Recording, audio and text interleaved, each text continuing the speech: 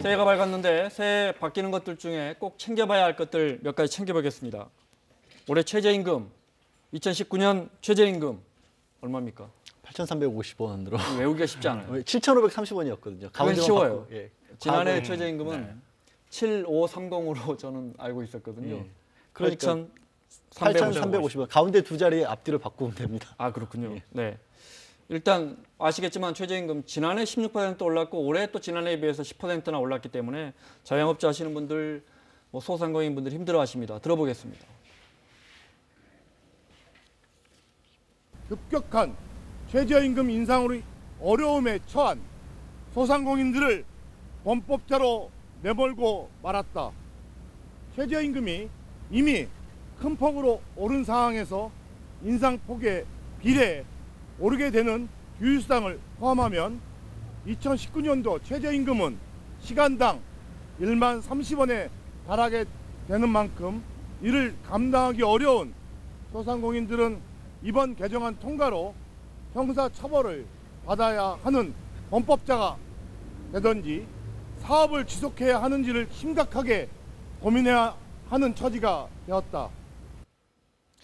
그동안에 주휴수당, 그러니까 주 15시간 일한 아르바이트를 하더라도 마찬가지인 거죠? 네, 하면 주말에 일하지 않아도 하루 일한 것처럼 주휴수당을 줘야 하는데 사실은 유명무실했는데 이제 줘야 합니까? 정부가 시행령으로 박아버렸다면서요. 한 30년 동안 관행적으로 네. 주휴수당을 인정을 하던 부분들이 있었는데 그게 이제 대법원에서 어긋나는 결정들도 나오고 하기 때문에 네. 논란을 좀 없애기 위해서 주휴수당은 지급하는 걸로 아예 이제 시행령에 포함을 시킨 거죠. 법으로 네. 만든 부분인데 말씀드린 것처럼 이게 이제 계속해서 지급되는 부분들 주로 이제 기업들에서 규모가 있는 기업들에서 기본급 비율을 낮추기 위해서 주휴수당을 줬던 거거든요. 그러니까 기본급 비율을 높이게 되면 그러니까 400만 원, 500만 원을 전체로 받더라도 기본급은 낮기 때문에 네. 이게 시급을 따질 때 주휴수당을 포함시키게 되면 마치 최저임금도 못 주는 것처럼 나오는 경우가 좀 있었거든요. 그래서 실제 이 부분에 조금 더 민감한 분들은 이제 급여를 주더라도 상여나 수당 같은 것들이 많이 나가는 소상공인들보다도 기업 쪽의 부담이 좀 더 늘어났다고 오히려 볼 수가 기업들이 주휴수당이 이렇게 이제 분명히 줘야 하면서 민감하게 좀 그렇군요. 더 부담을 느낄 것이다. 알겠습니다.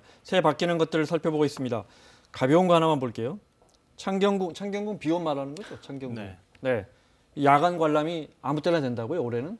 그러니까 네. 평상시에는 원래 특별 관람만 허용을 했었거든요. 저도 주변에서 특별 관람 간다고 하는 경우가 있어서 가보고 싶었는데 못 아주 갔는데 인터넷으로 예약하는 게 아주 어려워요. 예, 굉장히 경쟁도 치열하고 그래서 네. 이번에는 아예 상시 관람으로 바꿨습니다. 그러니까 월요일만 휴관이고요. 나머지 요일은 9시부터 오전 9시부터 밤 9시까지 관람이 가능하도록 바뀌었습니다. 네. 창경궁은 특히 비오는 봄에 꽃피면 정말 아름다운데 사람들 많이 붐빌 것 같습니다. 참고하시고요.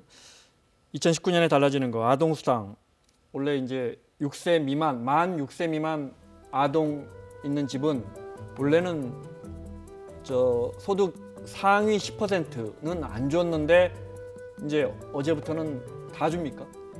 네, 그러니까 어제부터 따지지만 실제로 지급되는 것은 4월부터 지급이 되고요. 아, 그렇군요. 예, 1, 2, 3월권은 소급해서 4월에 다 한꺼번에 지급을 하도록 돼 있고 네. 작년에는 소득 하위 90%인데 그 10%를 골라내기 위해서 나머지 굉장히 행정비용이 많이 들었거든요. 1,000억 원이 넘게 들었다 그랬는데 올해는 다 공평하게 10만 원씩 6세 미만에는 지급하고요. 네. 9월부터는 7세 미만으로 한 살 또 올라갑니다. 만 7세. 네, 만 7세로. 네. 그래서 이 적용되고 혜택을 볼 수 있는 네. 아동의 범위가 굉장히 넓어지게 되는 거죠. 두 분은 혹시 만 7세 미만 이상하게 우리가 애들 다 키우고 나면 이런 그렇게요. 정책이 나와요. 네. 기초연금 어르신들 관심 많으신데요. 네, 지금은 소득 하위 65세 이상 분들 중에 소득 하위 70% 분들에게 월 25만 원 주는데 네. 어떻게 바뀝니까? 소득의 20% 이하를 최대 25만 원 지금 주고 있었던 네. 것에서 30만 원 가량으로 이것도 4월부터 바뀌게 됩니다. 네. 근데 이거는 이제 2020년이 되면 보시는 것처럼 40% 그리고 2021년은 따지지 않고 최대 30만 원까지 30만 전체적으로 원까지. 주고 당장 적용받는 부분은 말씀드린 것처럼 20% 이하가 한 150만 명 정도에 된다고 합니다. 형편 어려운 분들은 저 돈 나오는 날만 기다리신다고 하더라고요. 그러니까 이제 소득으로 이렇게 10분위로 본다면 그동안 70%까지는 25만 원 줬는데 그 밑에 20%까지는 30만 원까지 이제 점점 이렇게 거예요. 올라와서 다 네. 30만 원 드리게 된다 이 말이군요. 네, 그렇습니다. 알겠습니다. 또 하나 바뀌는 거 국민들이 관심 많은 건데 슈퍼에서 비닐봉투 안 준다고요? 네, 기존에는 돈을 그 유상으로 판매를 그랬죠. 했었죠. 뭐 30원, 50원. 네. 네. 근데 아예 이제는 판매조차도 불가능해진다는 거죠. 네. 그 대형마트하고 아니, 어떻게 들고 옵니까? 그럼 기본적으로 장바구니를 갖고 가야 되고요. 네. 그게 안 된다 그러면은 비닐은 사용 금지되지만 종이봉투 같은 거라든가 네. 재활용 쓰레기 비닐봉투는 또 판매를 할 수 있으니까 네. 그걸 대신해서 갖고 가야 되는 거죠. 지금도 마트에서 뭐 사면 저 재활용으로 사실래요? 그냥 봉투 하실래요? 예, 하는데 그럼 그냥 물어보죠. 봉투가 안 된다 이 말이군요. 예, 비닐봉투는. 맞습니다. 알겠습니다. 이런 개혁을 하면 늘 처음에는 잘 적응이 안 되죠. 화면 보겠습니다. 일부 불편한 점이 있으시겠지만 일회용품 사용을 줄이는 친환경 소비문화 확산을 위해서 장바구니를 사용하시는 등 작은 것부터 실천해 주시기를 부탁드립니다. 정작 현장에서는 아직 잘 모르세요. 네, 시행이 됐는데 없었어요. 누가 알려줘요? 우리한테 공문이 날라왔다거나 뭘 언제까지 해야 된다거나 이런 건 없잖아요. 뭐 관련자 종사하시는 분들도 잘은 모릅니다. 왜 마트에 가면 롤로 막 감겨져 있잖아요. 그런 거는 담아갈 수 있게 했었는데 지금은 그게 안 되고 그럼 이거는 유상봉투로 담아갈 수 있는 거 파는 거는 그런 거 아니에요? 알겠습니다. 근데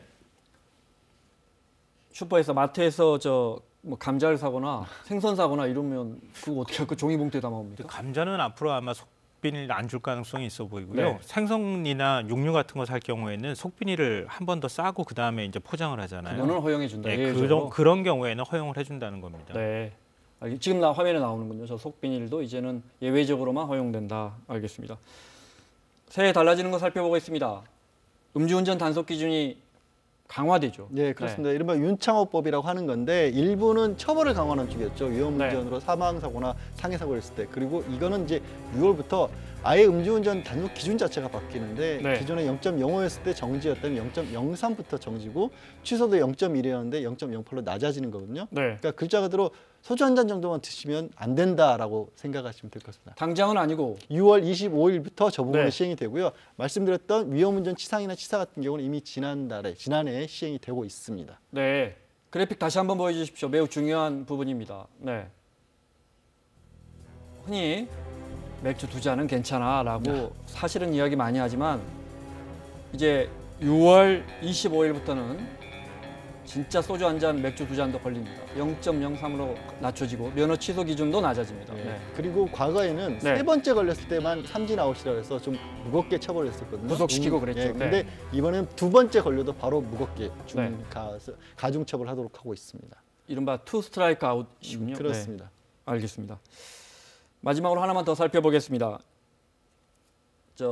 항공사의 마일리지들 많이 갖고 계실 텐데 이게 소멸된다 이야기는 많이 들으셨을 텐데 이제 진짜 1일부터 이게 나도 모르게 지워지고 있다고요? 네, 맞습니다. 이게 이제 10년 전으로 돌아가야 되는데요. 2008년도에 국토부하고 항공사가 같이 마일리지가 너무 많이 쌓이니까 네. 마일리지에도 소멸시효를 만들자. 그래서 약관을 개정했습니다. 그 네. 소멸시효를 10년을 정했는데 올해 그 10년의 첫 주기가 돌아오는 겁니다.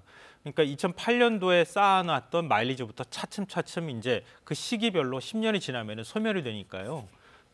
마일리지 남아있는 분들 중에서 2008년도에 쌓아놓으신 분들은 다른 방법으로 사용하시는 이런 지혜가 필요할 것 같습니다. 자막에 항공 마일리지가 우리 국민이 돈으로 치면 2조 6천억 원어치를 갖고 있는데 올해 8천억 원어치가 소멸된다고 하니까 그 말은 10년 된 우리 국민들이 갖고 있는 항공 마일리지가 10년 된 게 8천억 원어치다. 네. 안 쓰면 그냥 날아간다 이 말이군요. 네, 그렇죠. 네. 그러니까 대신에 항공사에서 운영하고 있는 호텔이라든가 네. 면세점이라든가 이런 것들을 통해 가지고 마일리지를 사용하실 수 있으니까 소멸되기 전에 사용을 좀 하셔야 될 것 같습니다. 알겠습니다. 근데 또 저희가 뉴스로도 보내드린 적이 있었는데 항공사에서 비행기 타는 건 보너스 상품, 항공권 예약하려면 또 없다고 하고 그죠? 네. 쉽지가 그걸 또 않죠. 뭐 호텔이나 다른 거 사려고 하면 너무나 그 마일리지가 형편없이 적용돼서 네. 그런 부분은 좀 개선이 됐으면 좋겠습니다. 알겠습니다. 마지막으로 준비한 거 보겠습니다. 달력 좀 볼까요? 이건 직장인들 힘내시라고요.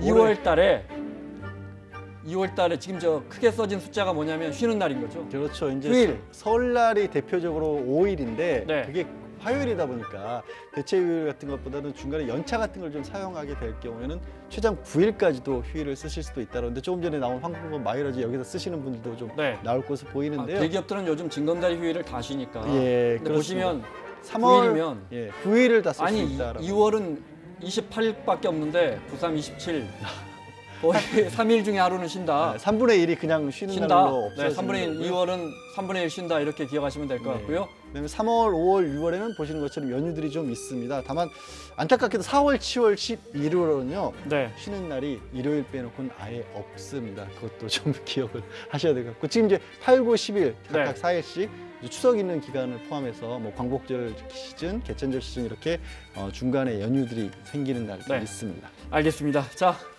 새해 달라지는 것들 간단하게들 살펴봤습니다. 특히 음주운전 기준 강화되는 거 잊지 마시고요. 마무리하겠습니다. 김성환 평론가, 양지열 변호사 수고하셨고요. 사사건건 내일 이 시간에 돌아오겠습니다. 고맙습니다.